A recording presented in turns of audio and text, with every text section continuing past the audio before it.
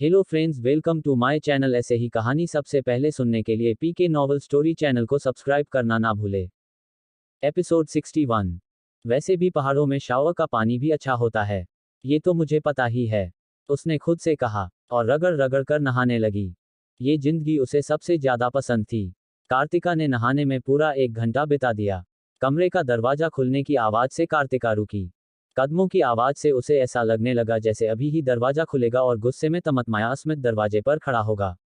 ऊपर से शावर के चारों तरफ ग्लास डोर लगे हुए थे। कार्तिका ने सबसे पहली प्रायोरिटी अपने शरीर को दी। किसी वक्त पर ही सही, अस्मित उसे पसंद करता था, कहीं ऐसा ना हो उसे दर्द देने के लिए वह उसे छूने की कोशिश करे। वैसे भी उसका ये शरीर काफी ज्यादा खूबसूरत था। भले ही वह 20 दिन से खाना नहीं खा रही थी, फिर भी उसकी त्वचा थोड़ी रूखी और सफेद पड़ चुकी थी। इससे ज्यादा देखने वाले को कोई भी फर्क नजर आना मुश्किल था। बाथरोब पहनकर वह शावर से बाहर निकलकर दरवाजे के पास पहुंची ही थी कि बाहर से दरवाजा अपने आप खुल गया। कार्तिका दरवाजा पकड़कर खड़ी हो गई। अस्मित, तुम अंदर कैसे आ सकते हो? मैं नहा रही हूं, कार्तिका अपनी पूरी ताकत से चिल्लाई। लेकिन कोई फायदा नहीं। अस्मित ने आसानी से दरवाजा और पत्ते की तरह उठाकर उसे अपने सामने दीवार से सटा कर दिया। नहा रही थी या भागने की कोशिश कर रही थी? उसने गुस्से से कहा। उसकी आंखें शैतान की तरह चमक रही थी। कार्तिका अब समझ रही थी कि क्यों पुरानी कार्तिका को इस आदमी से इतना डर लगता था। तुम्ही ने तो कहा था अच्छे से तैयार होकर आना। 20 से बैठी हूं, 10 मिनट में तो नहीं नहा सकती ना मैं, उसने गुस्से से कहा और अपना हाथ झटक कर जाने लगी तो अस्मित ने उसे वापस खींचकर दीवार से सटा कर दिया। कार्तिका को गले से पकड़ ऊपर उठाते हुए वह गुस्से से बोला, बीवी जी, यह गुस्सा ना किसी और को दिखाना।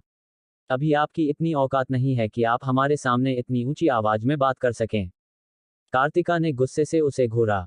हमने कहा नजरें नीचे, अस्मित ने गुस्से से कहा। कार्तिका कुछ पल रुकी और आखिरकार उसने हार मान ली। इट्स बेटर फॉर योर, जल्दी आए नीचे, कहकर अस्मित उसे झटक कर वहां से चला गया। कार्तिका की झुकी पलकों में आंसू थे। उसे ना क्यों अस्मित का इस तरह बर्ताव करना काफी ज्यादा चोट पहुंचा रहा था। शायद अब उसे प्यार की आदत हो चुकी थी। राठौर परिवार में जिस तरह उसके साथ बर्ताव किया था, उसके पापा जिस तरह उसे संभालते थे, उससे वह बिगड़ चुकी थी। इसलिए उसे अस्मित का बर्ताव इतना बुरा लग रहा था। खैर, अब इन चीजों क्या ही फर्क पड़ने वाला था। बुरा होना है तो होकर रहेगा। कार्तिका ने कपड़े बदलकर अच्छे से तैयार होकर जल्दी से हो में आई। चारों तरफ नजरें फिराने पर भी उसे कोई नहीं दिखा। बाबा बाबा बाबा कहते हुए वह जितनी जगह जानती थी सब देख ली, लेकिन अनुराग मिश्रा उसे कहीं नहीं दिखे। कहीं बाबा चले तो नहीं गए? नो नो नो, बड़बड़ाते हुए वह साड़ी पकड़कर बाहर की तरफ भागी। दरवाजे से बाहर कदम रखते ही कार्तिका किसी से टकरा गई। इससे पहले वह गिरते किसी ने उसका हाथ पकड़ लिया। कार्तिका की आंखों के ठीक सामने कैक्टस के पौधे का कांटा था। अगर वह बचती नहीं तो शायद अपनी आंखें गंवा बैठती। तभी किसी ने उसे अपनी तरफ खींचा। कार्तिका ने देखा कि सामने एक अट्रैक्टिव लड़का खड़ा था। अच्छी खासी फिजिक, टॉल, शार्प फीचर्स और तीखी नजरें। वह कहीं से भी कार्तिका के सपनों में दिखने वाले रिवाज की पर्सनालिटी से मैच नहीं कर रहा था। दोनों की शक्ल तो एक जैसी थी, लेकिन एक्सप्रेशन में जमीन आसमान का फर्क था। कार्तिका बेटे, आप इतनी लापरवाह, अभी चोट लग जाती तो। अपने पापा की आवाज सुनकर कार्तिका का ध्यान टूटा। अनुराग को देखकर वह जल्दी से अनेक पास चली गई। बाबा कहते हुए वह पैरों की तरफ झुकने लगी कि अनुराग जी ने उसे गले लगा लिया। आप पहले तो गले लगिए। कहाँ थी? ना फोन ना मसाज, आप तो अपने पति के आने के बाद बिल्कुल गायब ही हो गई। अनुराग की बातों का कार्तिका ने कोई जवाब नहीं दिया, बस उसकी पकड़ उन पर कस गई। अभी उसे किसी ना किसी की जरूरत थी। अगर कुछ और दिन वह ऐसे रहती तो शायद पागल हो जाती। अब तो वह खुद से बातें करने लगी थी। अनुराग ने कार्तिका को कंधों से पकड़ अपने सामने किया। उसकी आंखों में आंसू थे।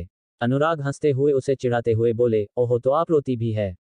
हमें तो लगा लोगों से लड़ने के अलावा आपको और कुछ आता ही नहीं है। कार्तिका मुंह फैलाकर दूसरी तरफ मुड़कर गई। अनुराग हंसते हुए अस्मित से बोले, हम जरूर ससुर जी, प्लीज रिवाज। अस्मित रिवाज को आंखों से इशारा चर कॉटेज के अंदर चला गया।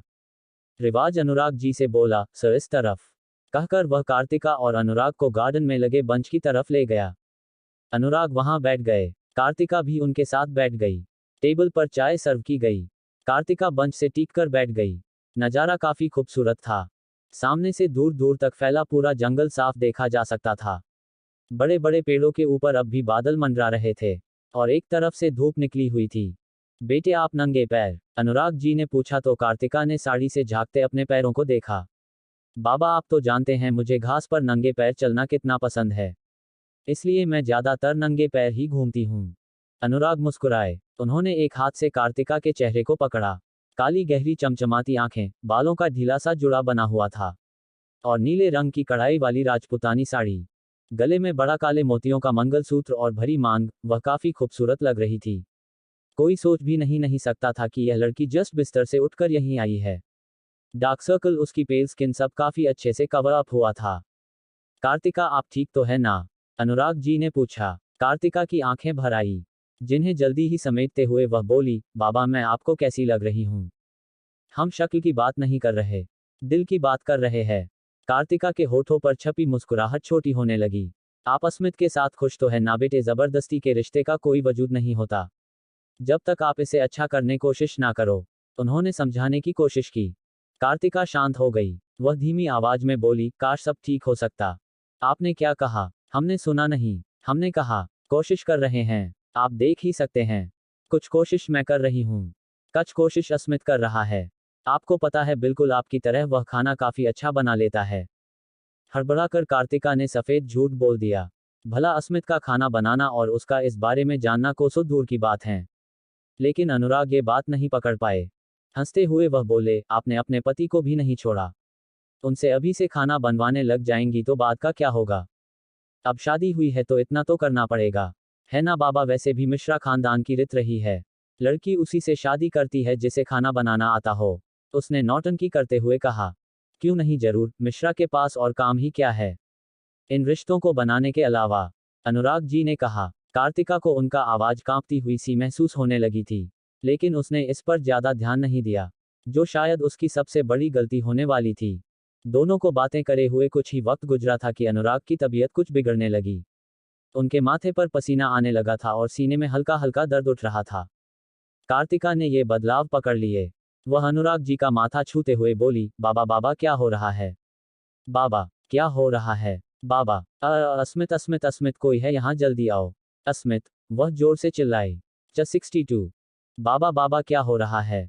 बाबा क्या हो रहा है? बाबा, अस्मित, रिवाज, अस्मित, कोई है यहाँ, जल्दी आओ। रिवाज, वह जोर से चिल्लाई।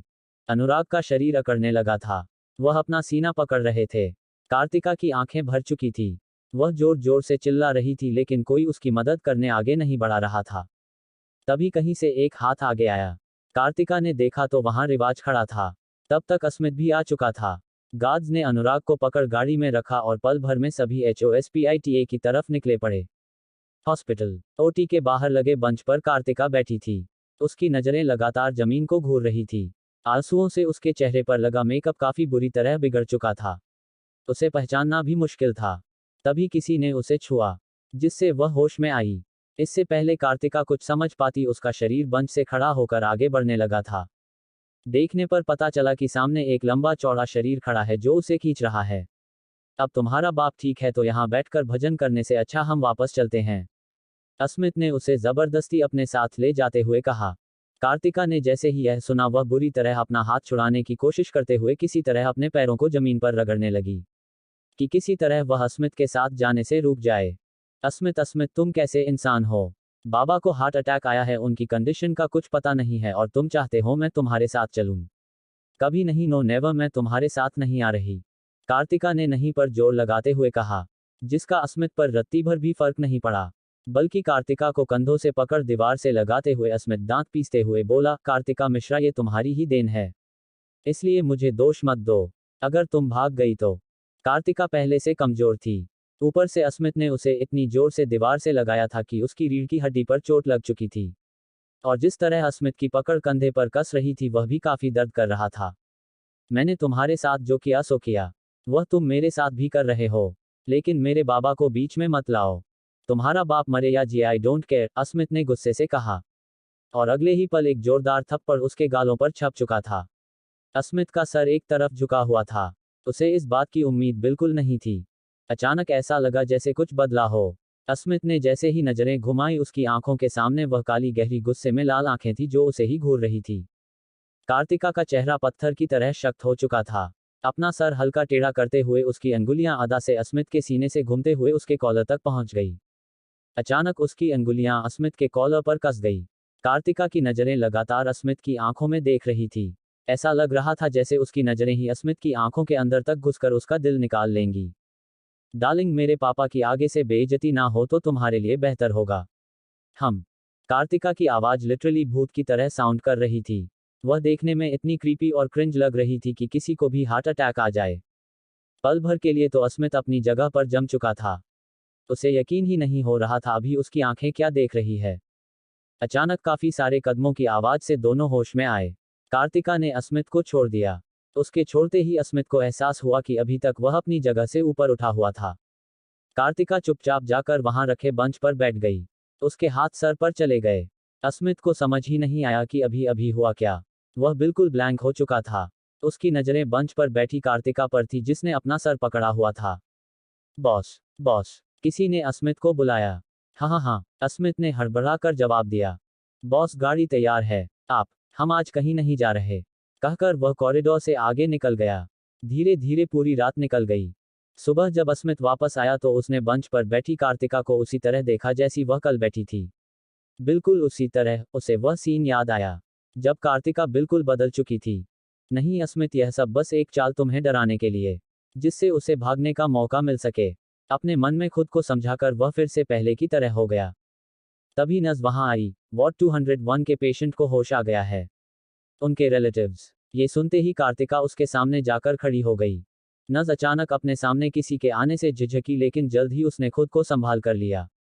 गला साफ करते हुए वह कार्तिका को अपने साथ लेकर वार्ड में आ गई। कार्तिका तब तक आगे नहीं बढ़ी जब तक वह नज वहां से चली नहीं गई। अजीब लड़की है, ऐसे घूर रही है जैसे खा जाएगी। बड़बड़ाते हुए नज अस्मित के बगल से निकल गई। अस्मित के दिमाग की घंटी बजी। जब से कार्तिका के बाबा की तबीयत खराब हुई थी वह कुछ अजीब बर्ताव कर रही थी। गुस्सा तो जैसे उसकी नाक पर चढ़ा हुआ था। रिवाज, कार्तिका की हर एक इंफॉर्मेशन हमें चाहिए। और बॉस, रिवाज ने बिना किसी आर्ग्यूमेंट के कहा। लेकिन अस्मित के जाने के बाद रिवाज की भौहें सिकुड़ गई। जब बॉस अपनी बीवी पर 24 घंटे सीसीटीवी से नजर रख रहे थे फिर जानकारी किस चीज की चाहिए। खैर, मुझे तो देनी ही पड़ेगी इंफॉर्मेशन, वह बड़बड़ाया। वार्ड। कार्तिका को देखकर अनुराग चेहरे पर लगा ऑक्सीजन मास्क निकालने की कोशिश करने लगे। कार्तिका उनका हाथ हल्के गुस्से से झटकते हुए बोली, पापा ये क्या हरकत थी आपकी? आप जानते हैं ना आपके अलावा कोई नहीं है हमारा। फिर से अनुराग जी ऑक्सीजन मास्क निकालने की कोशिश करने लगे ताकि वह अपनी बेटी के सवालों का जवाब दे सकें। लेकिन कार्तिका ने फिर उन्हें रोक लिया। पापा, आपसे कितनी बार कहा है दवा वक्त से ले लें, लेकिन नहीं, ये दूसरा अटैक आया है आपको, इतनी टेंशन किस बात की है? अब तो मेरी शादी भी हो चुकी है, अपने पैरों पर खड़ी हो चुकी हूं। फिर अनुराग भरी आंखों से अपनी बेटी को देख रहे थे। उसका गुस्सा बिल्कुल उनकी बीवी की तरह था। किसी तरह उन्होंने अपना हाथ उसके हाथ पर रखकर उसे जताया कि सब ठीक है। पापा, नौकरी की वजह से दिक्कत हो रही है। कोई केस है जिसकी वजह से आप इतने परेशान हो गए हैं? क्या बात है, आपको टेंशन हो क्यों रही है? जो भी बात है मैं संभाल लूंगी, आप इतना परेशान क्यों होते हैं? अनुराग कार्तिका को समझाना चाहते थे, काफी कुछ कहना चाहते थे लेकिन कह ना सके। वहीं कार्तिका कुछ ना कुछ बोले जा रही थी। अनुराग कुछ ना बोल पाने की वजह से परेशान होने लगे, जिससे मशीन से बीप की साउंड आने लगी। कार्तिका घबरा गई। वह जल्दी से अनुराग को शांत कराते हुए डॉक्टर डॉक्टर चिल्लाने लगी। कुछ ही सेकंड्स में डॉक्टर वहां पहुंच गए। नज ने कार्तिका को बाहर भेजा।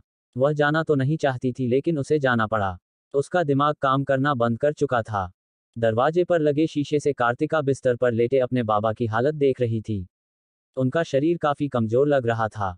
कार्तिका की आंखों में आंसू थे। वह चुपचाप कॉरिडोर से होते हुए वॉशरूम में घुस गई। कार्तिका ने एक नजर मुड़कर भी नहीं देखा, जबकि बीच में राठौड़ परिवार खड़ा था। मुद्रिता कार्तिका की तरफ बढ़ी थी लेकिन कार्तिका उनके बगल से सीधा निकल गई। वॉशरूम में कार्तिका ने अपने चेहरे पर पानी मारा। आईने में खुद को देखते हुए वह कुछ सोच रही थी। उसकी आंखों के सामने अपने पापा की हालत घूम रही थी। अनुराग के साथ उसकी सारी यादें आंखों के सामने नाचने लगी। धीरे धीरे कार्तिका टूटने लगी। वह जमीन पर गिर गई और अपनी मुंह हाथों से कसकर दबाकर रोने लगी। कार्तिका तब तक रोती रही जब तक बाहर से किसी ने दरवाजा नॉक नहीं किया। तीसरी बार दरवाजा खटखटाने पर कार्तिका ने दरवाजा खोल कर दिया। बिना नजरें उठाए वह वहां से सीधा निकल गई। वह फिर से जाकर उसी जगह पर बैठ गई। फर्क इतना था कि इस बार उसकी नजरें ओटी की तरफ थी। धीरे धीरे वक्त बीता, आधा घंटा, 1 घंटा और देखते ही देखते 2 घंटे बीत गए। लेकिन डॉक्टर्स वार्ड से बाहर नहीं निकले। इस बार पूरा राठौड़ परिवार वहां आ चुका था। सभी कार्तिका से दूर रखे दूसरे बेंच पर बैठे थे। पता नहीं क्यों कार्तिका के आसपास एक अजीब सा डरावना ऑरा बना हुआ था, जिस वजह से कोई भी उसके पास जाने की हिम्मत नहीं जुटा पा रहा था। सबकी नजरें वीवीआईपी वार्ड पर टिकी हुई थी। तभी डॉक्टर स्ट्रेचर पर अनुराग जी के साथ बाहर आए। वह बेहोश थे। कार्तिका की आंखों को यकीन नहीं हो रहा था। अभी कुछ वक्त पहले वह अपने पापा से बातें कर रही थी और अभी अभी वह ऐसी हालत में पहुंच गए थे। डॉक्टर ने कार्तिका को देखा। पेशेंट की कंडीशन सीरियस है, हमें जल्द से जल्द ऑपरेशन करना होगा। लेकिन अभी हमारे HOSPITA में सर्जन तो है, पर अभी उनके पास ना उतना एक्सपीरियंस है, ना ही इतना परफेक्शन कि हम उन्हें हार्ट की सर्जरी का जिम्मा सौंप सकें। डॉक्टर, आप बताएं आपको किस सर्जन की जरूरत है। पैसे की कोई कमी नहीं है, मैं बहुत अमीर हूं, आप बस किसी तरह मेरे पापा को बचा लीजिए, कार्तिका ने कहा। उसकी आवाज में रिक्वेस्ट से ज्यादा चेतावनी झलक रही थी। ऐसा लग रहा था जैसे उसके पापा के साथ कुछ गलत हुआ तो सभी डॉक्टर्स को इसकी अच्छी खासी कीमत चुकानी पड़ सकती है। देखिए मिस, पैसे की बात नहीं है, हमारे पास वाकई सर्जन नहीं है। डॉक्टर की बातें और आवाज मैच नहीं कर रही थी। कार्तिका की भौहें सिकुड़ गई। जबरदस्ती की सांस खींचकर दांत पीसते हुए वह डॉक्टर की तरफ कदम बढ़ाते हुए गुस्से से बोली, अगर तेरी वजह से मेरे पापा को कुछ भी हुआ, नाइसी ऑपरेशन थिएटर के बिस्तर पर तेरा पोस्टमार्टम होगा, वो भी बिना एनेस्थीसिया के। जानकारी के लिए बता दूं, मेरी पास की नज़र काफ़ी कमज़ोर है, इतनी कि अभी मुझे तेरी 2 आंखों की जगह 4 आंखें दिख रही हैं। उसकी बातें सुनकर डॉक्टर अपने कदम पीछे लेते हुए जोर से बोला, अजीब बदतमीजी है। इलाज करना बच्चों का खेल नहीं है, और यह धमकी ना किसी और को जाकर देना। अपने पापा को मौत के करीब तुम खुद ले जा रही हो, हमें देर करवा कर। कार्तिका एक कदम आगे बढ़ी कि किसी ने उसे बाजू से पकड़ पीछे खींच लिया। अस्मित कार्तिका को घूरते हुए डॉक्टर से बोला, डॉक्टर बीवी जी अपने पापा से कुछ ज्यादा ही प्यार करती हैं, आप जाएं, इलाज शुरू करें। कार्तिका ने जाने की कोशिश की तो अस्मित ने उसे बाहों में भर लिया, ताकि किसी को यह ना दिखे कि उसकी पकड़ कार्तिका की कलाई पर कितनी ज्यादा कसी हुई है। वहीं कार्तिका की आंखें अंगारों की तरह जल रही थी। असी डार्लिंग, तुम ज्यादा ही बोल्ड हो चुके हो, इसकी कीमत याद रखना, पाई पाई का हिसाब लूंगी मैं। धीमी आवाज में अस्मित के करीब जाकर कार्तिका ने कहा। बदले में अस्मित की पकड़ कार्तिका की कलाई पर कस गई। आंसुओं से भरी आंखों के साथ होठों पर जबरदस्ती की मुस्कुराहट उसका दर्द साफ बयां कर रही थी। दूर किसी कोन में खड़े रिवाज की नजरें कार्तिका के चेहरे पर थी। उसकी नजरों ने कुछ तो ऐसा नोटिस किया था जो किसी ने नहीं किया। उसी तरह हंसते हुए कार्तिका जोर से बोली, 2 लाख तो लूट लिए हैं, बस 5 लाख और, फिर इसका इलाज करेंगे। क्यों डॉक्टर, यही बातें कर रहे थे ना तुम अंदर। कार्तिका की बात सुनकर वहां से लगभग जा चुके डॉक्टर के कानों में पड़ी, जिससे उनके कदम रुक गए। ये सुनकर अस्मित की पकड़ भी ढीली हो चुकी थी, लेकिन अगले ही पल उसकी कलाई कसकर पकड़ते हुए अस्मित गुस्से से बोला, हमें यकीन नहीं होता, आप भागने के लिए अपने बाबा का इस्तेमाल करेंगी। 63 80 तुम्हें ऐसा क्यों लगता है कि मैं तुम्हें छोड़कर चली जाऊंगी? बिलीव मी, जब तक तुम्हें अपनी इस हालत पर ना पहुंचा दूं, मेरे दिमाग में दूर दूर तक तुम्हें छोड़ने का ख्याल गलती से भी नहीं आएगा। Remember my words. इस बार अस्मित की पकड़ कार्तिका के हाथ से छूट गई। उसके चेहरे पर हैरानी थी। ये वही शब्द थे जो कार्तिका हमेशा इस्तेमाल किया करती थी। उनकी शादी के दिन उसने साफ तौर पर उसे चेतावनी देते हुए यही कहा था। Remember my words. उसकी खुशबू, उसके तेवर बिल्कुल उसी कार्तिका की तरह थे जिसने उसे पहाड़ी से फेंकते हुए एक नज़र मुड़कर भी नहीं देखा था। कार्तिका ने पीछे खड़े रिवाज की तरफ देखा, जो उसे ही घूर रहा था। ओह, तेरी नजरें मुझे ठीक नहीं लग रही। पति, अपने नौकर को संभाल लो, कहीं किसी दिन देहरादून की उन्हीं गलियों में ना पड़ा मिले जहां कभी शराब पीकर तुम पड़े रहते थे। कहकर वह सीधा वहां से निकल गई। रिवाज को लगा नहीं था कार्तिका डायरेक्ट उसे निशाना बनाएगी। अस्मित तो उससे पहले ही नाराज था, क्योंकि कल उसने कार्तिका को गिरने से जो बचाया था। ऊपर से अभी अस्मित की वह जला देने वाली नजरें काफी खतरनाक लग रही थी। देखते ही देखते HOSPITA में पुलिस आई और उन्हें कुछ सबूत भी मिल चुके थे जो यहां होने वाली सभी करतूतों के सबूत दे रही थी। अनुराग जी को पुलिस प्रोटेक्शन के साथ दूसरे HOSPITA में शिफ्ट करवा दिया गया। राठौर परिवार अपनी जगह पर खड़ा ये सब देखता रह गया। जाते जाते कार्तिका रुकी। Aaradhya, come with me. Aaradhya ने स्तुति की तरफ देखा, जिसने उसे जाने का इशारा किया। वह कार्तिका की तरफ जाने लगी, लेकिन उसकी चाल काफी धीमी थी। कार्तिका पहले ही काफी फ्रस्ट्रेशन महसूस कर रही थी, ऊपर से ये लड़की, तभी उसे ऐसी लड़कियां बिल्कुल भी पसंद थी। अब जल्दी चलोगी या मेरे पापा के मरने का इंतजार कर रही हो? कार्तिका की बात सुनकर वह जल्दी से अपनी साड़ी पकड़कर एम्बुलेंस की तरफ भागी। वह वहां से जा चुके थे।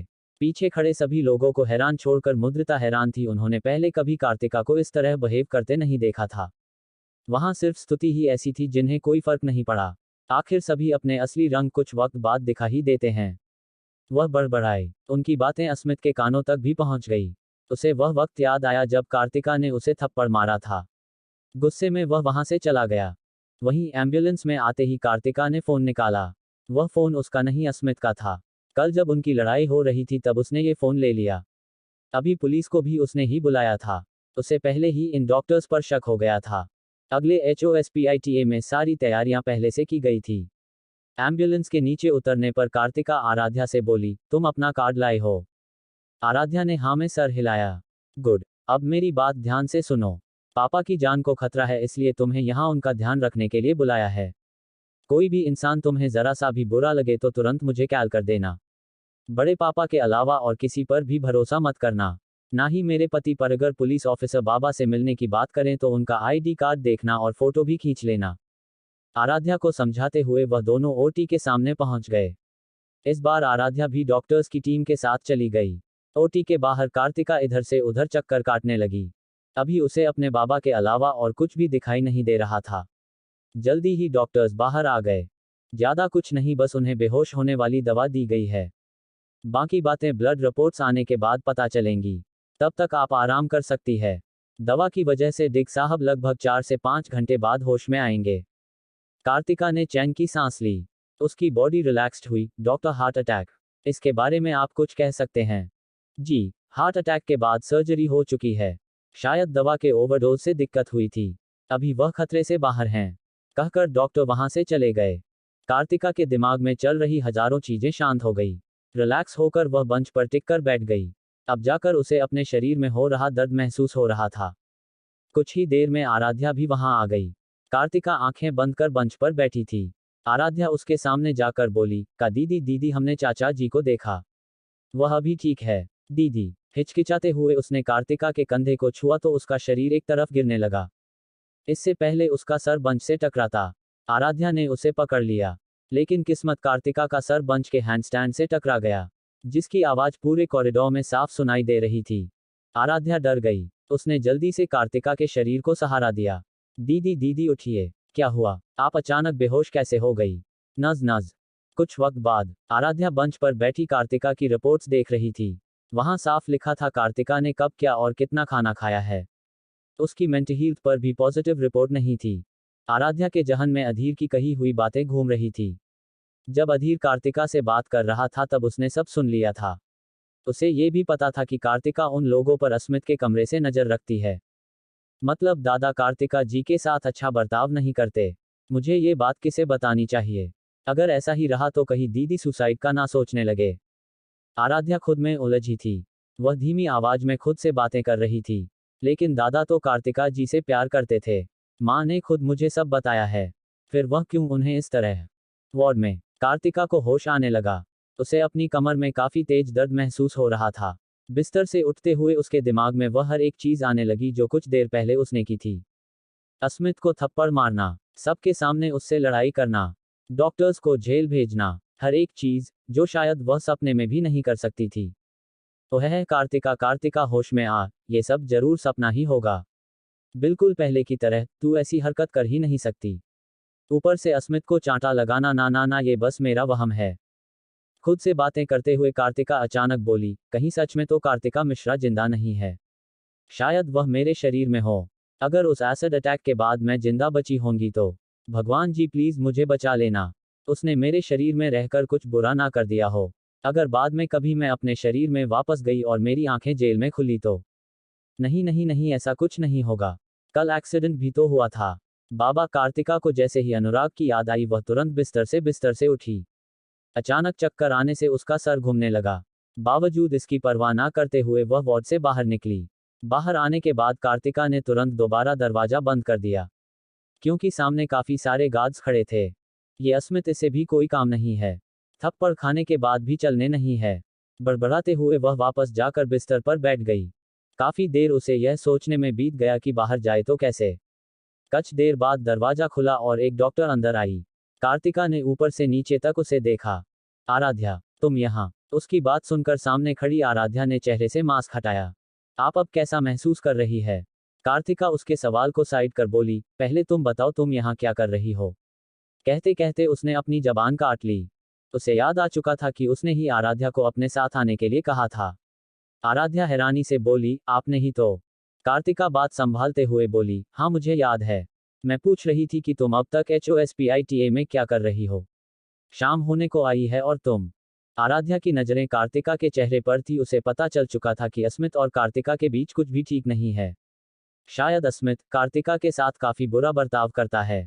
आप ठीक है? कार्तिका को उसका ये पूछना कुछ अजीब लगा, ऊपर से उसका पूछने का लहजा भी अलग था। कार्तिका ने दिमाग लगाया। सामने आराध्या खड़ी थी और वह बिस्तर पर। कहीं बड़बड़ाते हुए उसने आंखें बड़ी बड़ी कर आराध्या को देखा। आराध्या उसके सामने आकर बैठ गई। उसका हाथ पकड़ते हुए वह बोली, दीदी आप कितना कुछ सह रही हैं। आपको नहीं लगता ये सब पूरे परिवार को बता देना चाहिए, ताकि आप अच्छे से अपनी लाइफ गुजार सकें? 64 दीदी। कार्तिका के दिमाग में यही शब्द घूम रहा था। आराध्या काफी देर तक कार्तिका को समझाती रही। वहीं कार्तिका जो उसकी बातों को एक से सुनकर दूसरे कान से निकाल रही थी। जब आराध्या चुप हुई तब जाकर कार्तिका अपना एक कान खुजलाते हुए बोली, तुम्हें किसी ने बताया नहीं कि आजकल लोग ज्यादा ज्ञान भरी बातें सुनना पसंद नहीं करते हैं? खासकर मेरे जैसे। मुझे पता है तुम अच्छा ही सोच रही हो, लेकिन मेरी भी गलती है। मेरा किसी और के साथ चक्कर चल रहा था, इसलिए ये सब हो रहा है। 2-4 दिन की बात है, फिर सब ठीक है। कार्तिका की बात सुनकर आराध्या के मुंह का निचला हिस्सा लगभग टूटकर जमीन पर गिरने वाला था। क्या चक्कर? आप किसी दूसरे लड़के को पसंद करती है? कार्तिका आराम से बिस्तर से नीचे पैर लटकाकर हिलाते हुए बोली, हाँ वो लड़का नहीं था जो तुम्हें मंदिर के बाहर छेड़ रहा था? कौन? हमें याद क्यों नहीं आ रहा? आराध्या ने पैनिक करते हुए कहा। अरे जिसे तुमने थप्पड़ मारा था, जो यहाँ अपने मामा जी के घर रहता है। कार्तिका ने याद दिलाने की कोशिश की। हाँ वो लड़का, नाम तो हमें भी नहीं पता, कोई रिजावत है। आराध्या ने सोचते हुए कहा। हाँ तो वही लड़का पसंद था हमें, बस हो गया। प्लीज जल्दी देखो, फिर मुझे घर भी जाना है। पापा कैसे हैं? तबीयत कैसी चल रही है अभी? रिपोर्ट्स आ गई। आराध्या की आंखें बड़ी हो गई। आप उस लफंगे को पसंद करती है? कहते हुए उसने इंजेक्शन निकाला। कार्तिका ने हाँ में जवाब दिया और डर आने से बाहर देखने लगी। क्या अस्मित भी आया है? कार्तिका ने झिझकते हुए पूछा। आराध्या ने उसे देखा। नहीं, उस HOSPITA में आने के बाद सीधा अपने घर चले गए थे। आपको वापस घर ले जाने के लिए शायद बाहर इतने गार्ड्स रखे गए हैं। कहते हुए उसकी नजरें कार्तिका के चेहरे पर थी। कार्तिका कुछ सोचने लगी। कल रात जब अनुराग की तबीयत अस्मित के घर पर ही गरीब होने लगी थी तब वह अचानक से बेहोश हो गई। या पता नहीं क्या हुआ, उसे बाकी का कुछ याद ही नहीं था। लेकिन अभी जितनी यादें उसके दिमाग में है उस हिसाब से कुछ तो ऐसा है जो वह समझ नहीं पा रही है। शक इस बात का है कि कहीं कार्तिका मिश्रा जिंदा तो नहीं है। हो सकता है कल उसने ही अस्मित को थप्पड़ मारा हो। आराध्या ने कार्तिका को ऐसे खोए देखा तो वह धीमी आवाज में बोली, मुझे पता है अस्मित दादा आपके साथ अच्छा बर्ताव नहीं करते हैं। कभी आपको मेरी जरूरत पड़े तो आप मुझे सब बता सकती हैं। हाँ जरूर, लेकिन अभी मैं बाबा से मिलना चाहती हूँ। क्या उन्हें होश आ गया? मैं कितने वक्त से बेहोश हूँ। बाकी घर से तो कोई नहीं आया ना? उसने शक करते हुए पूछा। आए थे, लेकिन मैंने सबको वापस भेज दिया। और चाचा जी भी अभी ठीक हैं। आप चाहें तो उनसे मिल सकती हैं। ये सुनकर कार्तिका बिस्तर से उठते हुए बोली, चाहना? इसमें चाहने की क्या बात है? मुझे तो जाना ही है। मेरे बाबा का मैं ही तो ध्यान रखूंगी। अपने शब्द खत्म कर कार्तिका वहां से बाहर निकल गई। उसके बाहर आते ही सभी गार्ड्स अलर्ट हो गए। कार्तिका के कदम ठिठक गए। उन सभी को घूरते हुए वह अपने बाबा के वार्ड के सामने पहुंच गई। दरवाजा खोलकर वह जैसे ही अंदर आई, अनुराग को अपनी वर्दी में देखकर कार्तिका की आंखें छोटी हो गई। वहीं दरवाजा खुलने की आवाज से जब अनुराग जी ने मुड़कर देखा तो सामने कार्तिका को देखकर उनके होठों पर जबरदस्ती की मुस्कुराहट छा गई। बेटा जी आप उठ गई।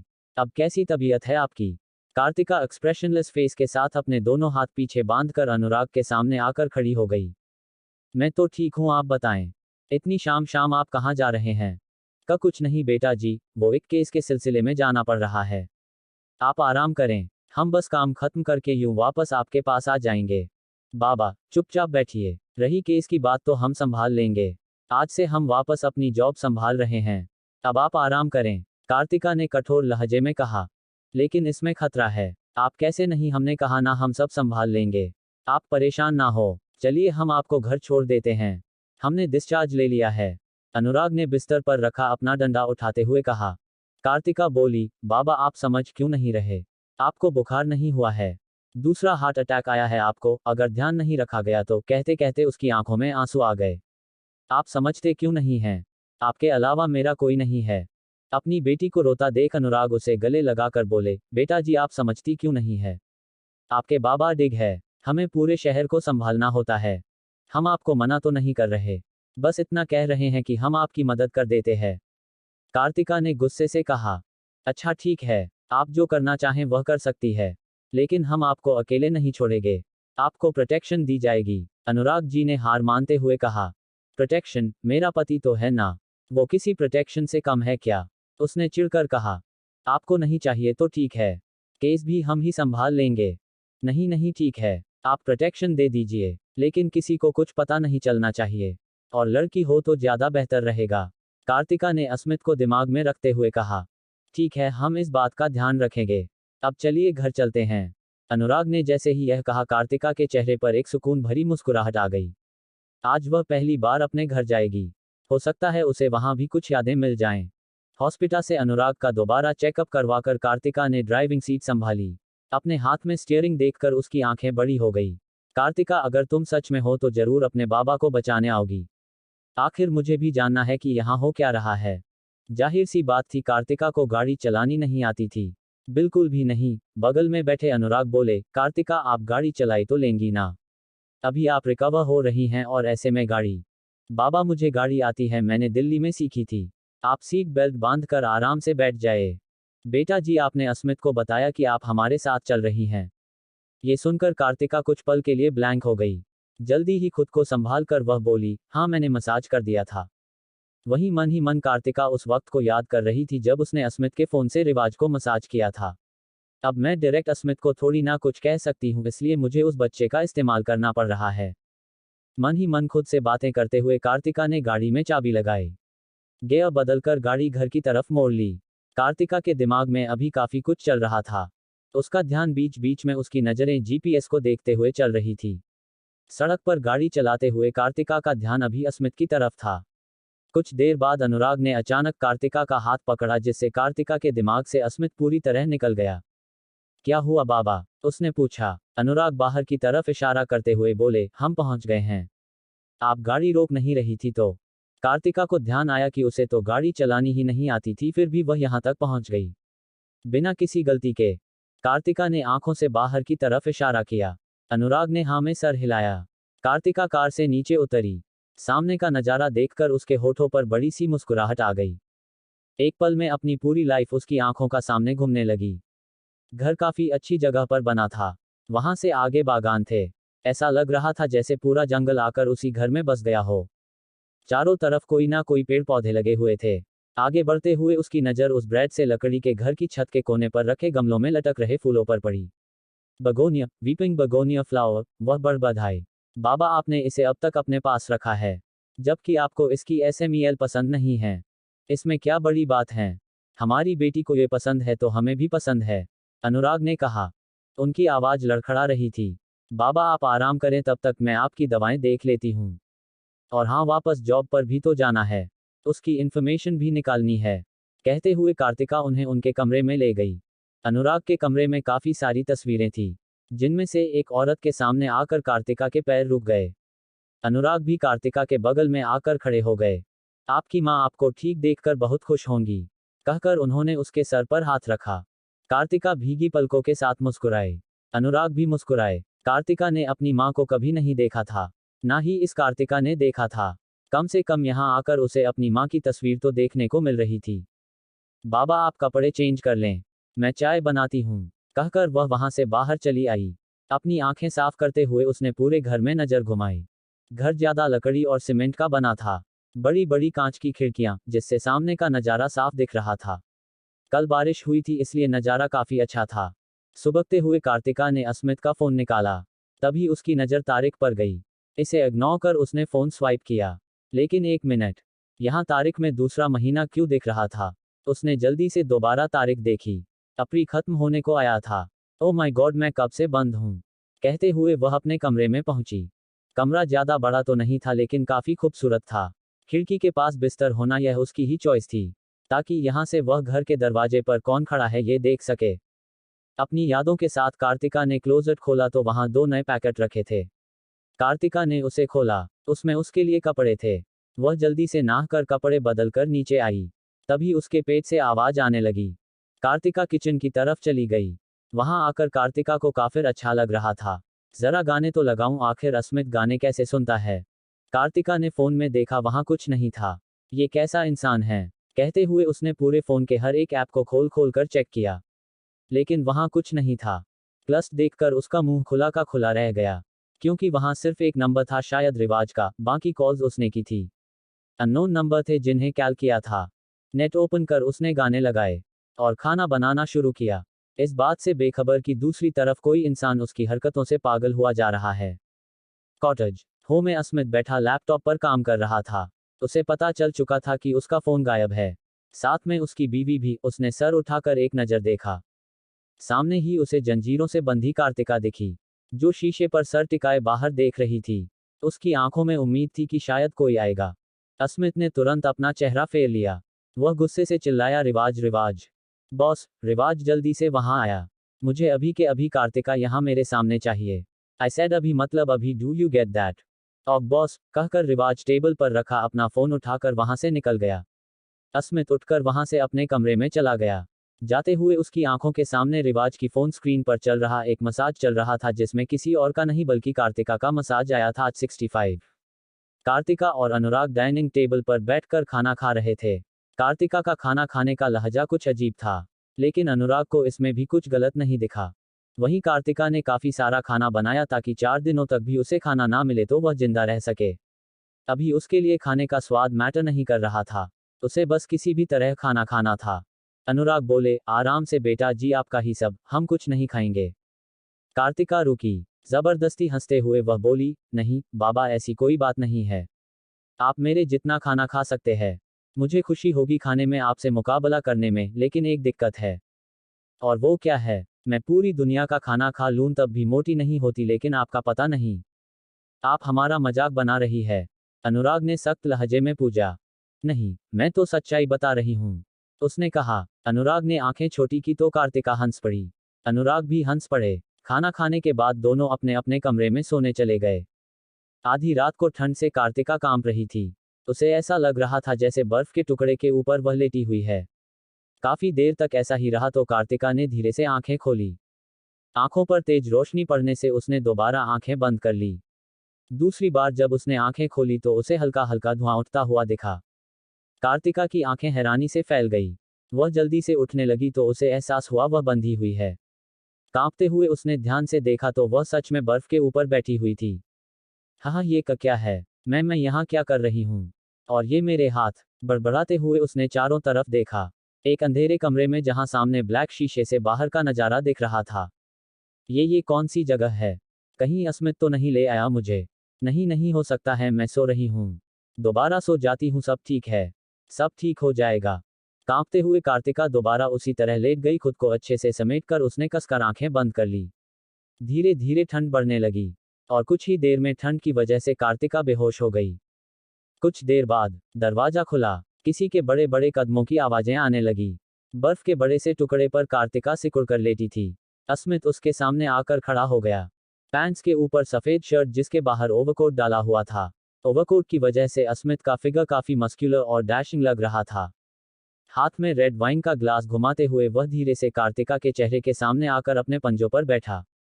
सफेद थका हुआ परेशान चेहरा, काले पड़ चुके ठंड में कांपते होठ, उसकी भौहें आपस में कसी हुई थी जो बता रही थी कि वह कितनी दिक्कत में है। तुम्हें इतना परेशान देखकर भी मुझे कुछ महसूस नहीं हो रहा। बात साफ है, मेरे दिल में अब तुम्हारे लिए कुछ नहीं है। कार्तिका मिश्रा, मुझे मारना की सजा तुम्हें इतनी बुरी मिलेगी, इतनी बुरी मिलेगी कि तुम खुद को भूल जाओगी। आई प्रॉमिस, ये जिंदगी तुम्हारे 7 जन्मों में सबसे ज्यादा बुरी होगी। अस्मित यह सभी बातें मन ही मन खुद से कह रहा था। उसे अपने सामने लेटी उस लड़की पर जरा भी रहम नहीं आ रहा था। काफी देर तक वह उसी तरह बैठा रहा। कार्तिका के आधे मर चुके शरीर को देखकर भी उसके दिल में जरा सा फर्क नहीं पड़ रहा था, बल्कि उसे वह वक्त याद आ रहा था जब इस कार्तिका ने उसे बिना किसी रहम के उस पहाड़ी से नीचे फेंका था। अस्मित का हाथ कार्तिका की गर्दन पर चला गया। धीरे धीरे उसकी पकड़ कसने लगी। कार्तिका के चेहरे में जरा सी भी हरकत नहीं हुई। अचानक अस्मित को एहसास हुआ कि कार्तिका की गर्दन की नस धड़कना बंद हो चुकी है। अस्मित की भौहें सिकुड़ गई। उसकी पकड़ ढीली हुई। कार्तिका की कलाई पकड़ उसने उसकी नब्ज ढूंढी। वह बिल्कुल शांत थी। अस्मित ने जल्दी से उसके सीने पर कान लगाया तो उसकी धड़कनें भी बंद हो चुकी थी। कार्तिका, कार्तिका, उठो, यह मजाक का वक्त नहीं है। हम कह रहे हैं, तुम इतनी जल्दी नहीं मर सकती। अभी तो तुम्हें बहुत कुछ देखना बाकी है। अस्मित कमरे से बाहर भागा। कुछ सेकंड्स में वह वापस भी आ गया। इस बार उसके हाथों में पानी का ग्लास था जिसे उसने पूरा कार्तिका के चेहरे पर खाली कर दिया। उसके कंधे पकड़ जोर जोर से हिलाते हुए बोला, कार्तिका, कार्तिका, उठो। कार्तिका। अचानक कार्तिका खांसने लगी। ठंड में कांपते हुए उसकी भारी हो चुकी पलकों ने अपने सामने बैठे अस्मित को देखा और देखते ही देखते वह दोबारा बेहोश हो गई। अगली सुबह मिश्रा हाउस। अनुराग अपने कमरे से बाहर निकलकर कार्तिका के कमरे की तरफ बढ़े। दरवाजा खटखटाते हुए उन्होंने कार्तिका को बुलाया। कार्तिका, कार्तिका बेटे, बेटा जी आप ठीक तो हैं? उन्होंने देखा कि दरवाजा खुला हुआ है तो अनुराग अंदर चले गए। बिस्तर पर एक कागज का पन्ना रखा हुआ था जिसे उठाकर उन्होंने पढ़ा। ये लड़की भी नामंशा ऐसा ही करती है। भगवान ना करे किसी दिन कुछ गलत हो जाए। बड़बड़ाते हुए वह कमरे से बाहर निकल गए। जमीन पर गिरे उसे टुकड़े पर दिखा था। बाबा, मैं अस्मित के घर जा रही हूँ। दूसरी तरफ अस्मित तैयार होकर हो में आया। अपनी टाई ठीक करते हुए उसने घड़ी में वक्त देखा। रिवाज सामने आकर बोला, बॉस, कोई लेडी आपसे मिलने आई है। उनका कहना है वह आपके परिवार से हैं। अस्मित की आंखें छोटी हो गई। उसने शीशे से बाहर देखा तो दूर गार्ड्स के पास सफेद साड़ी पहने आराध्या खड़ी थी। उसके हाथ आपस में बंधे हुए थे। उन्हें अंदर ले आओ, कहकर वह सोफे पर जाकर बैठ गया और न्यूज़पेपर खोल दिया। रिवाज ने गार्ड्स को आराध्या को अंदर लाने के लिए कहा। आराध्या अंदर आई। लंबी पतली सी आराध्या शक्ल से काफी मासूम थी। झुकी पल के लिए वह अस्मित के सामने पैर झुकने के लिए झुकी। आयुष्मान भवः, उसने कहा और बैठने का इशारा किया। आराध्या बैठकर बोली, दादा वो जीजी का चेकअप करना था। मुझे HOSPITA से भेजा है, पर्सनल नर्स के तौर पर। आराध्या की बात सुनकर अस्मित की भौहें सिकुड़ गई। उसने रिवाज की तरफ देखा तो उसने ना में सर हिला दिया। आराध्या उन दोनों को देख रही थी। वह धीमी आवाज में बोली, डिक्सन ने, उसने आधी बात कही। अस्मित बोला, आप जा सकती हैं। कार्तिका का ध्यान हम रख लेंगे। यहाँ काफी नौकर हैं। आराध्या ने सोच ही था अस्मित यह बात कहेगा। वह फिर से बोली, दादा उनकी रिपोर्ट्स भी बनानी है। अगर हम नहीं ले गए तो हमें इंटर्नशिप नहीं करने देंगे। अपनी जगह से उठते हुए अस्मित बोला, ठीक है, हम ऑफिस जा रहे हैं। तब तक आप अपना काम खत्म कर लें। कहकर वह बाहर चला गया। रिवाज ने पास खड़े गार्ड को आराध्या की तरफ इशारा किया और खुद अस्मित के पीछे चला गया। गार्ड ने आराध्या को पीछे आने का इशारा किया। आराध्या एक लंबी सांस खींचकर उनके पीछे चली गई। उसकी नजरें पूरे घर को देख रही थी। वहां रहना किसी का भी ड्रीम बन सकता है, अगर अस्मित किसी को यहां आने दे तो। जिस तरह बाहर उसे रोका गया था वह समझ गई थी कि किसी का गलती से यहां आना मुश्किल है। प्रभु बचा लेना, इतनी हिम्मत हमने आज तक कभी नहीं की है, मन में कहते हुए आराध्या उस आदमी के पीछे एक कमरे में आई। कमरा देखकर आराध्या का मुंह खुला का खुला रह गया। पूरा कमरा काफी सुंदर और बड़ा था। गमले में बड़े बड़े पौधे लगे थे। सामने सफेद सोफा सेट, पास में अलग अलग रंगों के कुशन से सजा छोटा सा बेड, जिस पर कार्तिका को ना देखकर आराध्या अपने होश में आई। कार्तिका जी, गार्ड ने ऊपर की तरफ इशारा किया। आराध्या ने कंफ्यूजन में सर उठाया तो उसे साइड में हवा में तैरती सीढ़ियां दिखी, जिनसे ऊपर जाकर वहां कुछ जगह खाली थी। गार्ड ने उसे ऊपर जाने का इशारा किया और खुद हाथ बांधकर वहीं खड़ा रहा। आराध्या घबराते हुए सीढ़ियों के पास गई। सीढ़ियों पर जैसे ही आराध्या का पैर पड़ा, सीढ़ी पर लाइट जलाने लगी। उसने दूसरा कदम रखा तो दूसरे रंग की लाइट जली। आराध्या काफी खुश हुई। उसने ऐसी चीज पहले कभी नहीं देखी। खैर, अभी अपनी खुशी को साइड कर वह ऊपर चढ़ी। वहां पहुंचकर आराध्या को 2 गुना बड़ा बेड दिखा, जिस पर कार्तिका लेटी हुई थी। नेवी ब्लू डेकोर में वह छोटी सा बेडरूम एरिया काफी खूबसूरत लग रहा था। बिस्तर काला था जिसके साथ blue and black fur blanket, सब कुछ बिल्कुल सपनों की तरह था। वहां बॉल्स लाइट्स जल रही थी। बिना अस्मित और कार्तिका के रिश्ते की सच्चाई जाने बताना मुश्किल था कि वह दोनों एक दूसरे को फूटी आंख भी पसंद नहीं करते हैं, वरना कोई क्यों ही नापसंद व्यक्ति के लिए इतना सब करेगा। आराध्या कार्तिका के सामने जमीन पर बैठ गई। कार्तिका जी, कार्तिका जी, कार्तिका जी उठिए, हम आए हैं आपको वापस ले जाने। कार्तिका। आराध्या की बात सुनकर कार्तिका उठने लगी। पलकें झपकाते हुए उसे अपने सर में तेज दर्द महसूस हुआ। एक एक कर कल रात की सारी यादें उसकी आंखों के सामने आई। लेकिन जब उसके कानों में किसी लड़की की आवाज पड़ी तो वह जल्दी से उठ बैठी। सामने आराध्या को देखकर उसे यकीन नहीं हुआ। आराध्या, आराध्या तुम यहाँ। आराध्या ने उसे उठने में मदद की। कार्तिका को अपने हाथों में कुछ सॉफ्ट सी चीज महसूस हुई। जब उसने देखा तो सामने का नजारा देखकर उसकी आंखें फटी की फटी रह गई। कार्तिका ने हैरानी से अपना ब्लैंकेट देखा। वह जल्दी से अपने घुटनों के बल क्रॉ करते हुए आगे आई। नीचे का नजारा देखकर उसे यकीन नहीं हुआ कि यह वही कमरा है जहां वह पिछले 1 महीने से रह रही है। अपनी आंखें मलते हुए उसने सब कुछ दोबारा देखा, जो बिल्कुल उसी तरह था।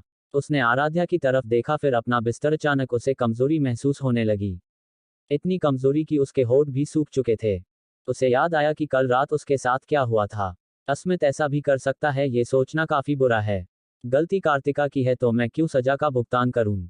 मुझे कुछ भी करके इस अस्मित से छुटकारा पाना ही होगा, वरना मैं ऐसे ही मर जाऊंगी। आराध्या ने अपनी कमर में छिपाया इंजेक्शन निकाला। कार्तिका की हालत देखकर वह समझ गई थी कि कुछ तो गलत है। तो है कहाँ, तुम अभी सिर्फ इंटर्नशिप पर हो, ऐसे कैसे कोई भी दवा मुझे लगा सकती हो? कार्तिका ने तुरंत कहा।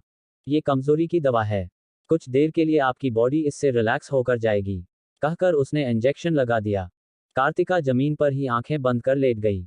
कुछ ही सेकंड्स बाद उसे अपने शरीर में बदलाव महसूस होने लगे। आंखें खोलकर वह बिस्तर पर उठ बैठी। आराध्या ने उसकी मदद की। कार्तिका ने चारों तरफ नजरें घुमाई। उसकी नजरें सामने दीवार पर टंगी बड़ी सी घड़ी पर पड़ी, जहां 9 बजे का वक्त दिखा रहा था। कार्तिका को अपने बाबा के साथ की गई सारी बातें याद आई। वह जल्दी से उठी। थोड़े बहुत चक्कर आए, लेकिन उसने इसे संभाल लिया। आराध्या, ये तुमने कैसे किया? मुझे अच्छा लग रहा है, बिल्कुल पहले जैसा। कार्तिका ने हैरानी से पूछा। अचानक उसका ध्यान अपने कपड़ों पर गया। ये वो कपड़े नहीं थे जो कल रात उसने पहने थे। कार्तिका, गलत नहीं, क्या पता आराध्या ने बदले हों। बड़बड़ाते हुए वह आराध्या से बोली। आराध्या, तुम कब आई? मतलब कब से यहाँ हो? हम अभी ही आए हैं। क्यों, कुछ हुआ है क्या? आराध्या ने धीमी आवाज में पूछा। कार्तिका मुस्कुराई, लेकिन अगले ही पल उसके चेहरे के रंग उड़ गए। पूरे घर में सिर्फ लड़के गार्ड्स थे और बचा उसका पति। क्या अस्मित में इतनी इंसानियत थी कि वह उसे किसी दूसरे लड़के के हाथों कपड़े नहीं बदलवाएगा? 66। नो नो नो कार्तिका, तू इतना गंदा कैसे सोच सकती है?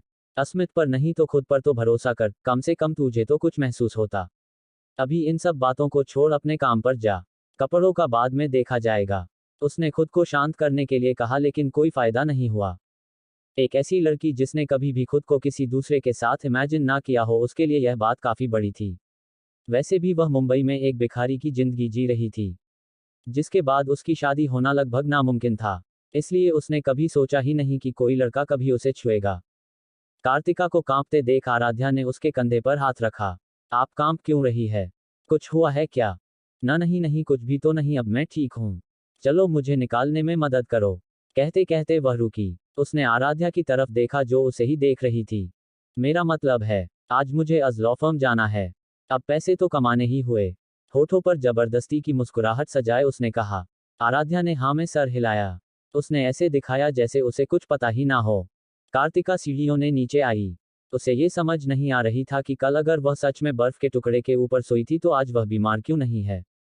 जितनी ठंड उसे लग रही थी उस हिसाब से तो अभी तक उसे 110 डिग्री के पार पहुंचकर उसे मर जाना चाहिए था। कार्तिका, कार्तिका, अपनी लॉ फर्म के बारे में सोच, तुझे कुछ भी याद नहीं है? वहां जाकर अपनी यादें भी तो समेटनी है, फिर जाकर कुछ होगा। खुद को कोसते हुए उसने रैंडमली क्लोजेट रूम का दरवाजा खोला, ताकि वह वॉशरूम जाकर तैयार हो सके। अभी भी सके दिमाग वह वक्त घूम रहा था जब वह यहाँ कैद थी। कुछ कदम चलने के बाद कार्तिका के नाम में एक शांत, प्यारी महक गई। उसने नजरें उठाकर देखा तो वह एक कमरे में थी, जहां शीशे के दरवाजा के पीछे काफी सारे कपड़े लटक रहे थे। उसे अपनी आंखें पर यकीन नहीं हुआ। आंखें मलकर दोबारा देखने के बाद भी सब वैसा ही रहा। ये क्या हो रहा है? तेज कदमों से उन कपड़ों के पास जाकर कार्तिका ने उन्हें छुआ। हर एक डिजाइन के कपड़े वहां पड़े थे।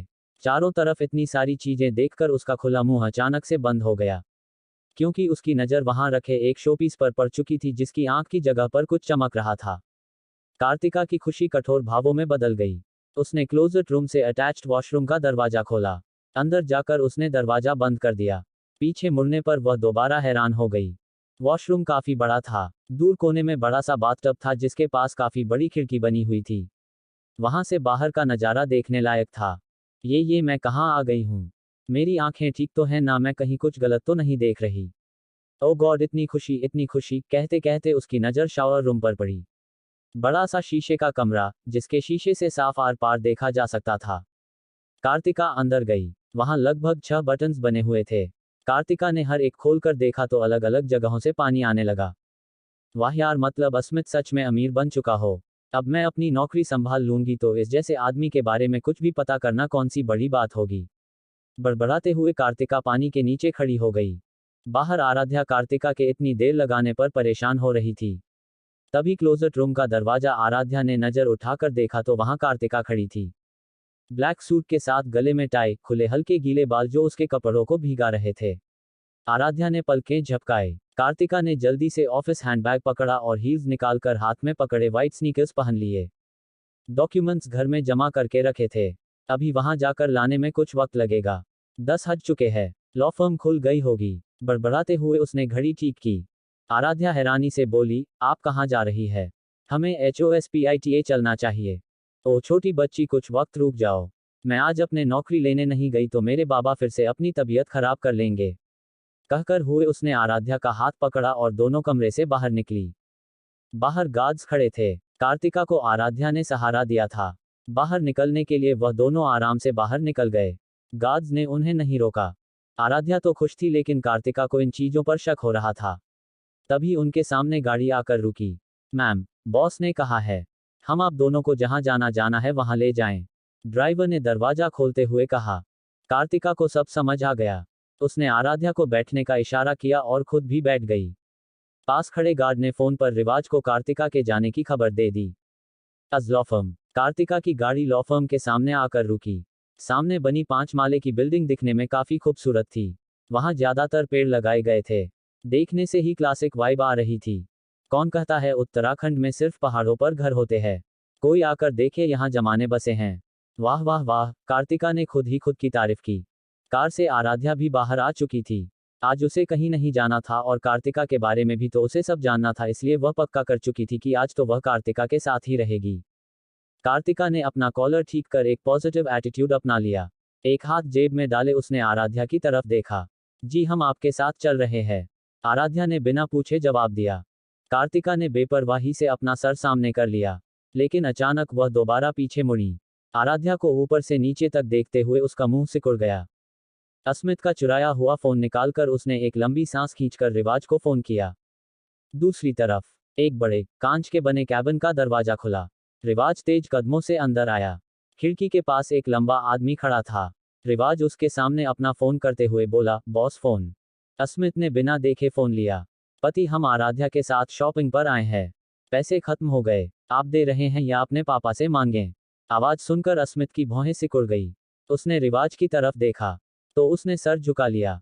अस्मित की पकड़ फोन पर कस गई। आपकी हिम्मत कैसे हुई हमें फोन करने की? कार्तिका हंसते हुए बोली, देवयानी जी, हमारे पति पैसे देने के लिए मना कर रहे हैं। क्या हम अपनी सासू माँ से मांगें? नहीं, ससुर जी से मांगते हैं। आफ्टर ऑल उनके बेटे के किए की सजा उन्हें भी तो मिलनी ही चाहिए। आखिरी लाइन उसने फोन पर कही। अस्मित ने गुस्से से अपनी आंखें बंद की। ड्राइवर से कार्ड ले लें, कहकर उसने फोन रिवाज की तरफ उछाल दिया और खुद जाकर चेयर पर बैठ गया। कार्तिका, कुछ तो गलत है।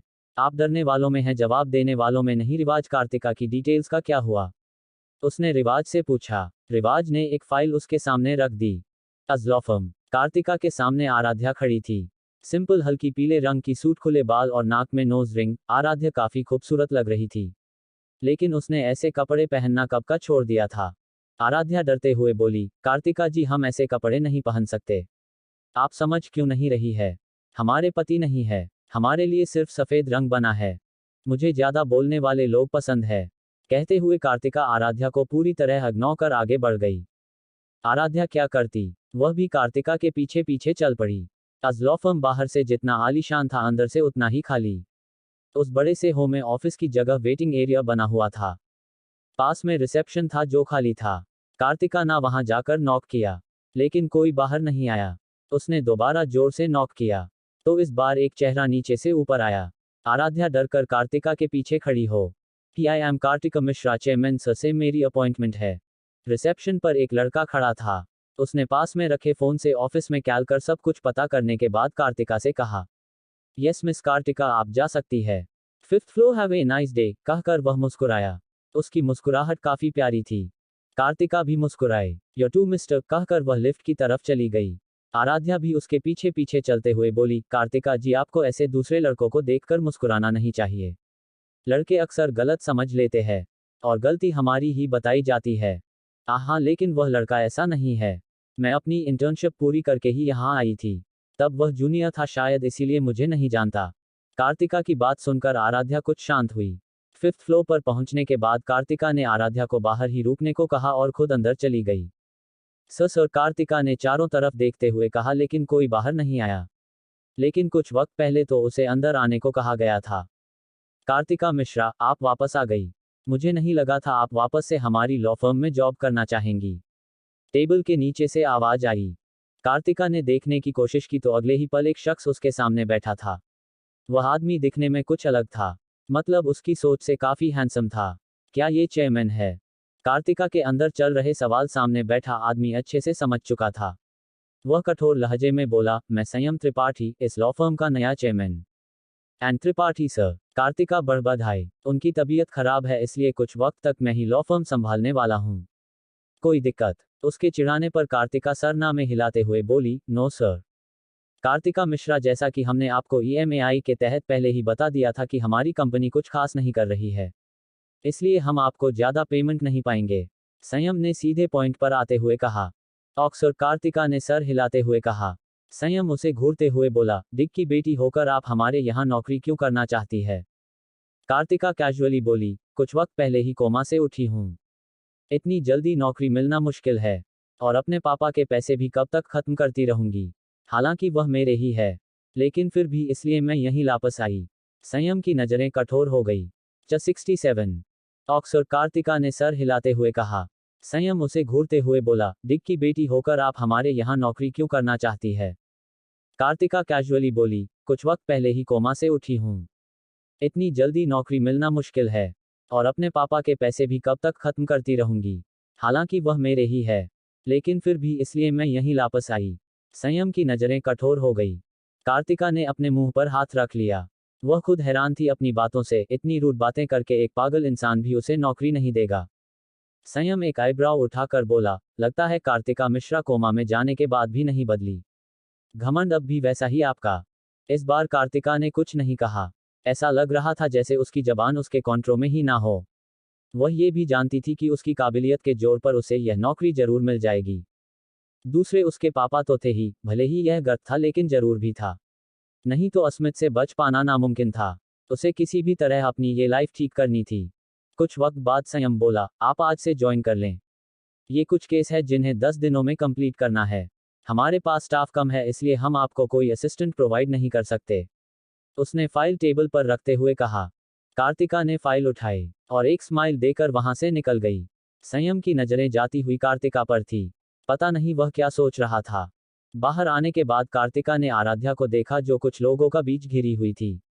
अब क्या हो गया? बड़बड़ाते हुए वह आगे आई तो सामने एक लंबा चौड़ा लड़का खड़ा था, जिसके कपड़ों पर चाय गिरी हुई थी।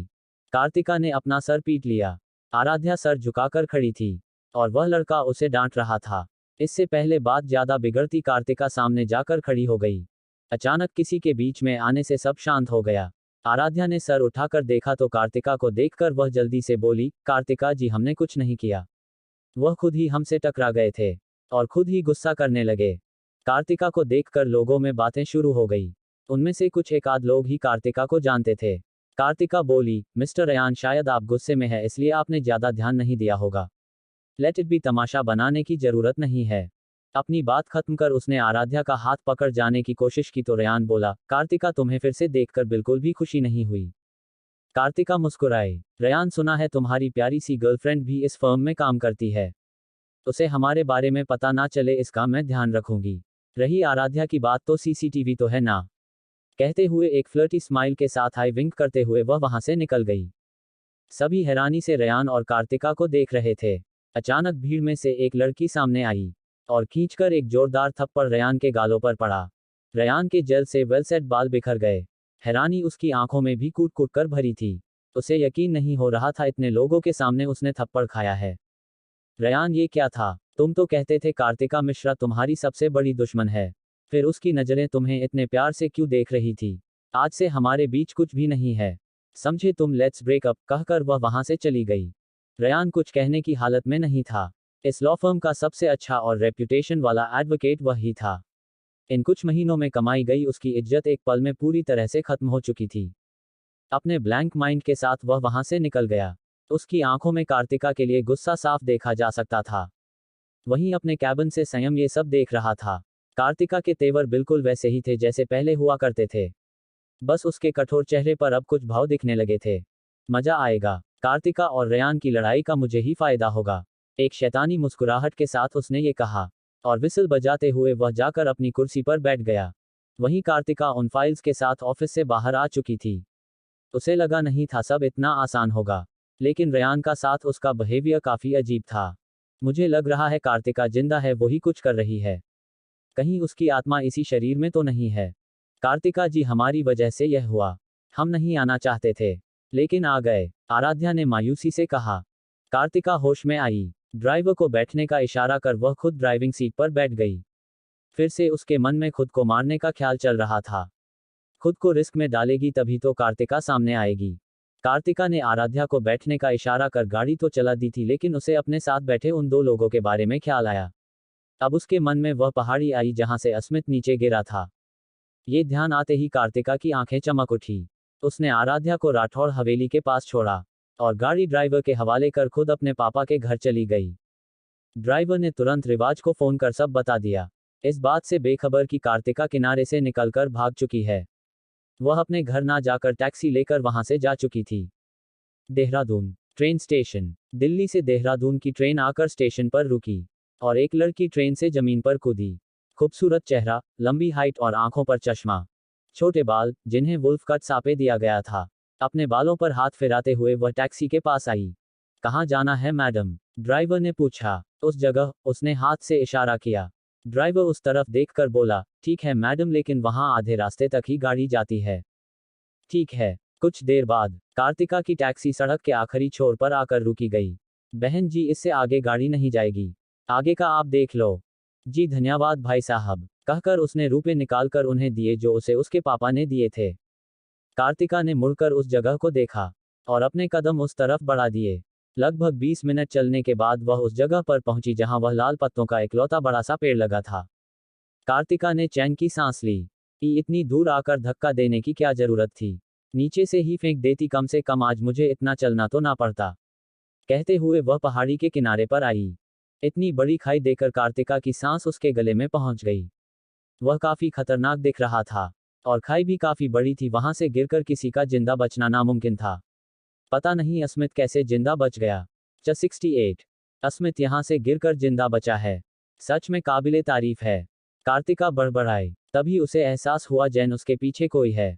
वह तुरंत पीछे मुड़ी। वह ये देखकर हैरान रह गई कि वहां उसकी जैसी दिखने वाली लड़की खड़ी है।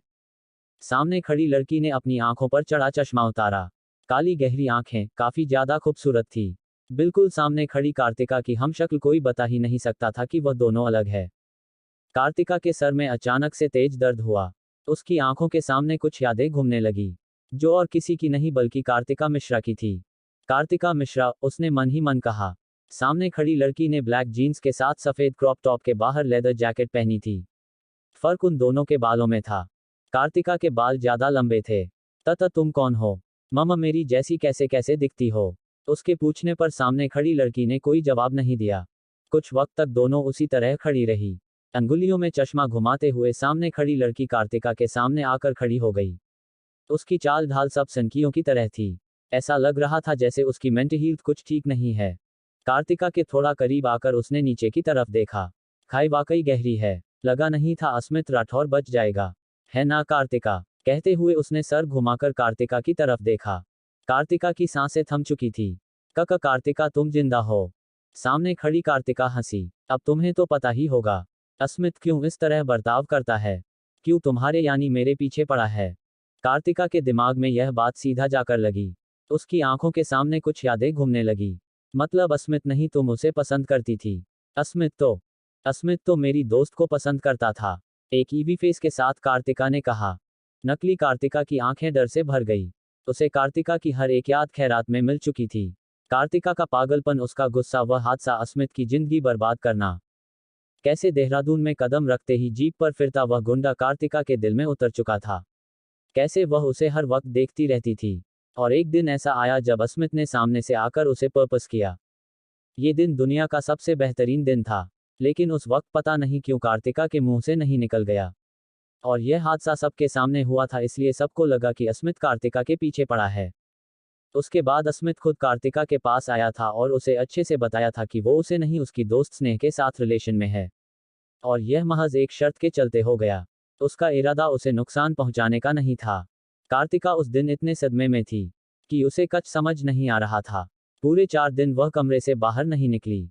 जिसके बाद पता नहीं उसके सर पर क्या भूत सवार हुआ। उसने अस्मित को मिलने के लिए बुलाया स्नेह के नाम पर। वह दिन कार्तिका को आज भी याद थे। फ्लैशबैक। मंदिर के सामने आकर अस्मित रुका। जीप से उतरते हुए उसने आंखों पर चढ़ा चश्मा उतारा। काले कुर्ते के साथ सफेद पैंट्स, कुर्ते की 3 बटन्स खुली थी जिससे उसकी मस्कुलर चेस्ट साफ दिख रही थी। बाजू कोहनी तरह फोल्ड किए गए थे। कुछ मिलाकर वह काफी ज्यादा हैंडसम लग रहा था। गाड़ी में बैठा अस्मित का दोस्त बोला, भाई यहाँ क्या करना है?